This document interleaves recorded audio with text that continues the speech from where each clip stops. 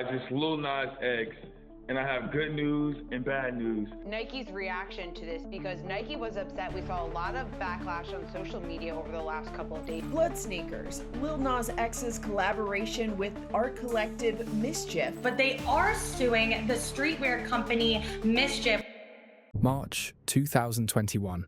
A pair of sneakers, filled with actual human blood, sold out in under a minute. Each one, over $1,000. And here's the wildest part. The biggest shoe company on the planet had nothing to do with making them. But just 5 days later, Nike was standing in federal court, trying to explain why their logo was showing up on sneakers covered in satanic imagery and literal human blood. So how did we get here? How does a viral stunt, a controversial music video, and a custom sneaker release spiral into one of the most bizarre legal battles in sneaker history? To understand that, we need to go back to where this madness really started. With one kid from Georgia named Montero Hill, better known to the world as Lil Nas X. Lil Nas X wasn't your typical teenager growing up in Georgia. While most kids were out playing sports or hanging with friends, Montero was in his bedroom, making memes, dropping songs on SoundCloud, and learning how to make things go viral. And here's the thing about him.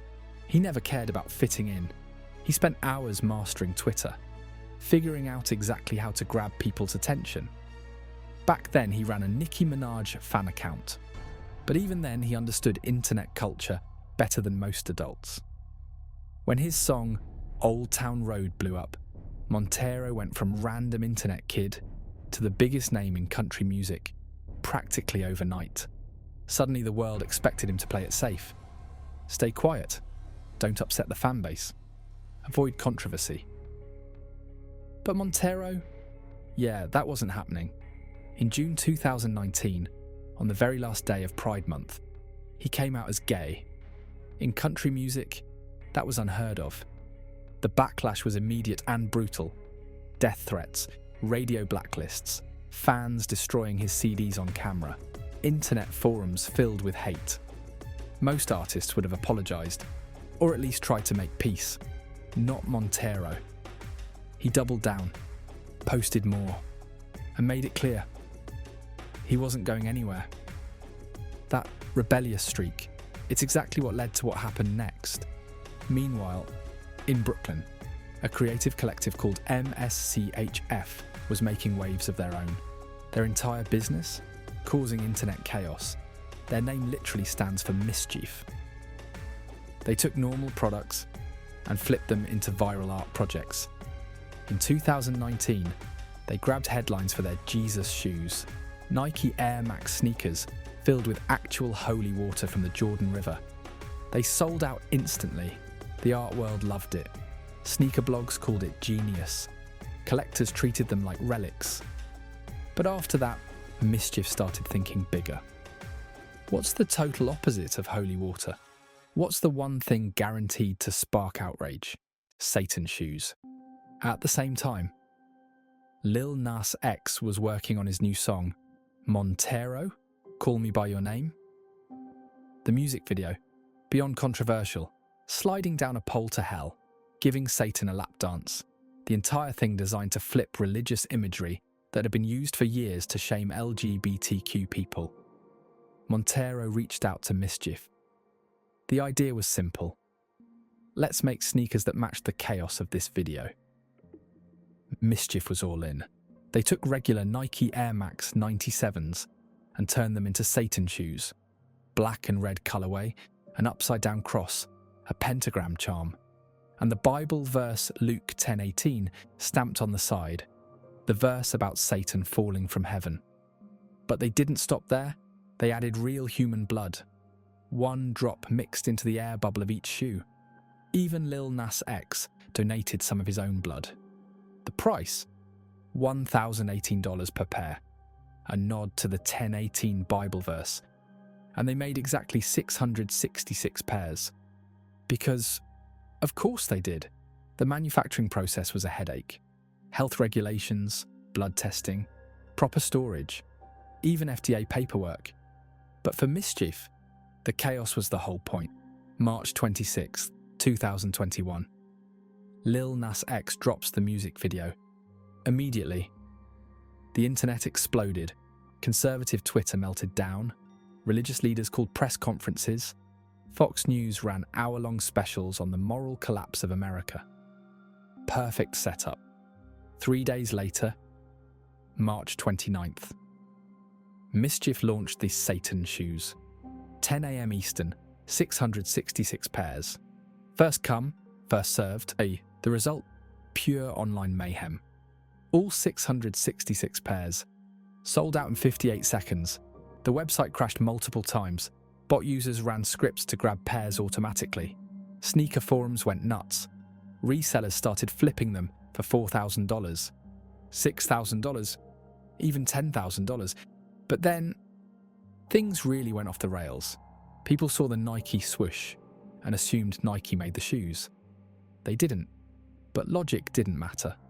The hashtag boycott Nike started trending worldwide. Nike's stock started dipping in real time. Politicians jumped in. South Dakota Governor Kristi Noem tweeted that the shoes represented everything wrong with society. Religious groups called for boycotts. People flooded Nike's customer service lines. Some stores even had protesters outside, waving signs about Satanism. Nike's legal team went into overdrive. They had two choices: stay quiet and hope it passed, or fight back fast. They chose violence, legal violence. On the very same day, Nike filed a federal lawsuit against Mischief in New York. They hit them with trademark infringement, trademark dilution, and false association. Within 2 days, on March 31st, Nike secured a temporary restraining order. A federal judge agreed that people might reasonably believe Nike had approved these shoes. Mischief was forced to stop all sales and shipments immediately. The remaining pairs were stuck in storage, caught in legal limbo. Meanwhile, Lil Nas X was having the time of his life on Twitter, posting memes, joking about the backlash, turning all the outrage into millions of streams for his new song. By April, everyone was exhausted. Mischief was staring down serious legal trouble.